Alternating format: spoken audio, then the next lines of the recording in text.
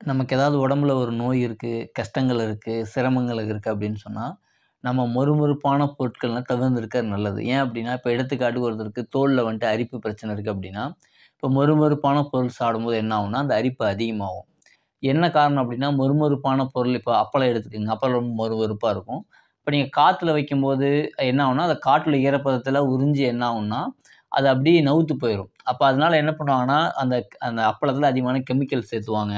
பொதுவாவே மொறுமொறுப்பான பொருள் எப்படி இருக்கும் அப்படின்னு சொன்னா, அந்த ஜீரண நீர பூரா உறிஞ்சிரும். இரைப்பைக்குள்ள அந்த உணவு போகும்போது, வயித்துல இரைப்பையில ஜீரண நீர் ஃபுல்லா உறிஞ்சிரும். உறிஞ்சும்போது என்ன ஆகும்ன்னு சொன்னா, அந்த ஜீரண நீர் தான் வந்துனா ஜீரணம் பண்ணும். அது இல்லைன்னா என்ன ஆகும்னா, அந்த அந்த உணவு பொருள் வயித்திலேயே தங்கும். தங்கும்போது என்ன ஆகும்னா, அது கழிவுகளா மாறுது. அந்த கழிவுகள் நம்ம இந்த மலச்சிக்கலாகவோ, இல்ல என்ன ஆகும் அப்படின்னு சொன்னா வந்து வாயு தொந்தரவுகளாவோ, இல்ல என்ன ஆகும்ன்னு சொன்னா வந்து கையில அரிப்புகளாவோ, அந்த கெட்ட என் தேயக்கூடிய காற்று என்ன ஆகும்னா, அந்த உணவுப் பொருள்லேருந்து கெட்ட வாயுக்கள் உருவாகி, இந்த கெட்ட கழிவுகள் என்ன ஆகும்ன்னு சொன்னா, எந்த வழியா வெளிப்படுதோ, அங்க நம்ம தொந்தரவு ஏற்படுது. இப்ப நம்ம மொறுமொறுப்பான பொருள் அப்படிங்கும்போது நமக்கு என்ன சந்தேகம் வரும் அப்படின்னா, அ எடுத்துக்காட்டுக்கு என்ன சந்தேகம்னா, பொரி மொறுமொறுப்பா இருக்கு. அதேபோல என்னன்னா, இப்ப நம் நிலக்கடலை சாப்பிடுறோம். அதுவும் மொறுமொறுப்பா இருக்கு. வறுத்து சாப்பிடுறோம், வேக வச்சு சாப்பிடுறோம். இந்த மாரி நெறைய சந்தேகங்கள் வரும். பொதுவா என்னன்னா 3 கான்செப்ட் தான். ஒண்ணு என்னன்னா, எண்ணெயில் முக்கி பொரிக்கக்கூடிய பொருட்கள் எல்லாமே மொறுமொறுப்பா தான் இருக்கும். 1. 2வது இப்ப நிலத்துல இருந்து நம்ம நிலக்கடலை எடுக்கிறோம். ஆனா அத வறுத்து சாப்பிடும்போது என்ன ஆகும்னா, அதுல மொறுமொறுப்பு அதிகமாயிருது. அப்ப இதே வேக வச்சு சாப்பிடும்போது நீர்த்தன்மை அதிகமா இருக்கு. அப்ப பொறுபொறுப்பா இருக்கிறது எல்லாமே என்னன்னு சொன்னா, இப்ப எண்ணெயில முக்கி பொரிக்கிறது என்னன்னா, அ அதுவும் பொறுபொறுப்பானது தான்.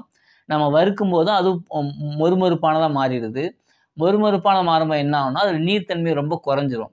நீர்த்தன்மை குறைஞ்ச பொருள் என்ன பண்ணும் அப்படின்னு சொன்னா, அந்த ஹீட் அந்த என்ன பண்ணும் வயிற்றுல இரைப்பையில போகும்போது உள்ள ஜீரண ஃபுல்லா எடுத்துரும். சில பேர் நிலக்கடலை சாப்பிடுவாங்க, சேரவே சேராது. அந்த வருது ஆனா வேக வச்சு சாப்பிட்டு பாருங்க அது சேரும். ஏன் அப்படின்னா, அதுல நீர்த்தன்மை இருக்கு, நீர்த்தன்மை இருக்காது. இப்ப பிஸ்கெட்டு இந்த ஐட்டம்லாம் பார்த்தீங்கன்னா, மொறுமொறுப்பான பொருட்கள். அ அதாவது நம்ம எண்ணெயில முக்கி பொரிக்கிறது மட்டும் மொறுமொறுப்பான பொருள் கிடையாது. அது எந்தெந்த பொருள்லாம் மொறுமொறுப்பா இருக்கோ, கிரிஸ்பியா என்னென்ன இருக்கோ எல்லாமே என்னன்னு சொன்னா, ஜீரணம் வந்து ரொம்ப ரொம்ப தடைபடும்.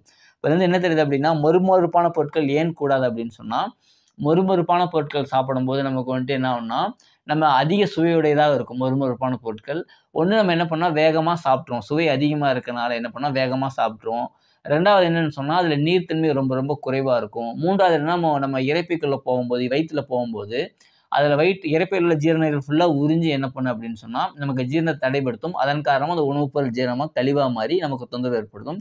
எனவே மொறுமொறுப்பான பொருட்கள் எண்ணெயில் முக்கிய பொருந்தாலும் சரி, அது எண்ணெயில முக்கி பொரிப்போம் பொறுபொறுப்பா இருந்தாலும் அந்த பொருள் நமக்கு கூடாது. சரிங்களா?